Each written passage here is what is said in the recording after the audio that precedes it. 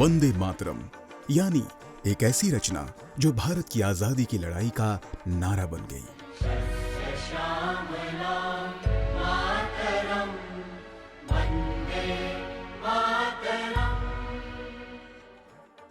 जिसने आजादी के मतवालों को नई दिशा, नई प्रेरणा दी, नया संकल्प दिया और नई राह दिखाई। जो रचना आजादी के आंदोलन में शामिल होकर और बाद में देश का राष्ट्रगीत बनकर अमर अजर हो गई। उस वंदे मातरम के लेखक थे बंकिम चंद्र चटर्जी। बंगाली भाषा के साहित्य के सम्राट के रूप में जाने जाने वाले बंकिम चंद्र चटर्जी प्रसिद्ध लेखक, कवि और पत्रकार थे। 26 जून 1829 को वर्तमान पश्चिम बंगाल के उत्तर 24 परगना नैहाटी के कंठपुरा गांव में जन्मे बंकिम चंद्र चटर्जी बंगला साहित्य के ऐसे महान साहित्यकार थे जो भारतीय राष्ट्रवाद के शुरुआती समर्थकों में से एक थे और उनकी रचनाएं स्वतंत्रता संग्राम को प्रेरणा देती थी।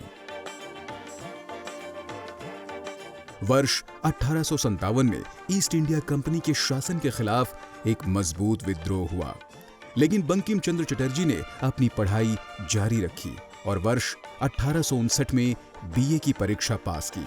कलकत्ता के उपराज्यपाल ने उसी साल बंकिम चंद्र चटर्जी को डिप्टी कलेक्टर नियुक्त किया।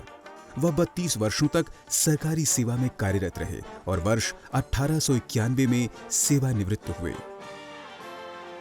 बंकिम चंद्र चटर्जी का महाकाव्य उपन्यास आनंद मठ 1770 से 1820 के बीच चले सन्यासी विद्रोह की पृष्ठभूमि से प्रभावित था।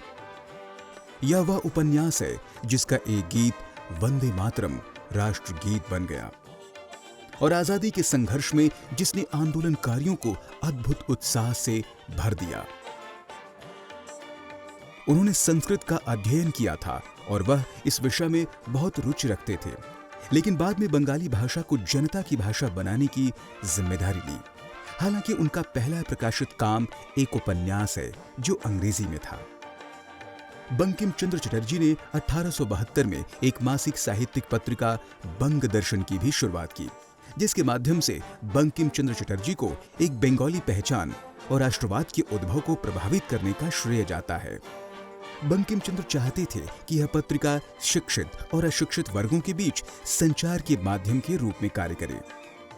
इसी पत्रिका बंग दर्शन में सबसे पहले 7 नवंबर 1875 को वंदे मातरम प्रकाशित हुआ और बाद में वर्ष 1882 में आनंद मठ में प्रकाशित किया गया। 1880 के दशक के अंत में पत्रिका का प्रकाशन बंद कर दिया गया, परंतु वर्ष 1901 में रविंद्रनाथ टैगोर के संपादक बनने के बाद इसे फिर से शुरू किया गया। 1905 में बंगाल विभाजन के दौरान पत्रिका ने विरोध और असंतोष की आवाज को एक आधार देने में महत्वपूर्ण भूमिका निभाई। उनके प्रसिद्ध उपन्यासों में Durgesh Nandini, Kapal Kundala, Devi Chaudhurani, Bishabriksha, the poison tree, Chandrashekhar, Rajmohan की पत्नी और कृष्ण कांतरविल शामिल हैं। 8 अप्रैल 1894 को बंकिम चंद्र चटर्जी का निधन हो गया। बंकिम चंद्र बंगला साहित्य के ऐसे महान साहित्यकार थे जिन्हें अपने जीवन काल में ही अपार ख्याति मिल गई थी और वह संपूर्ण देश में प्रकाश स्तंभ की तरह समाज को प्रेरणा देने वालों में से एक थे। आनंद मठ उनके साहित्य में उस शिखर पर आज भी खड़ा है जिसे विरले ही छू पाते हैं। बंकिम बाबू ने पहली बार इस उपन्यास में अंग्रेजों को चुनौती देने वाले क्रांतिकारियों के पराक्रम को चित्रित किया और प्रत्येक भारतवासी को बोध कराया कि आजादी उनका सर्वोच्च अधिकार है।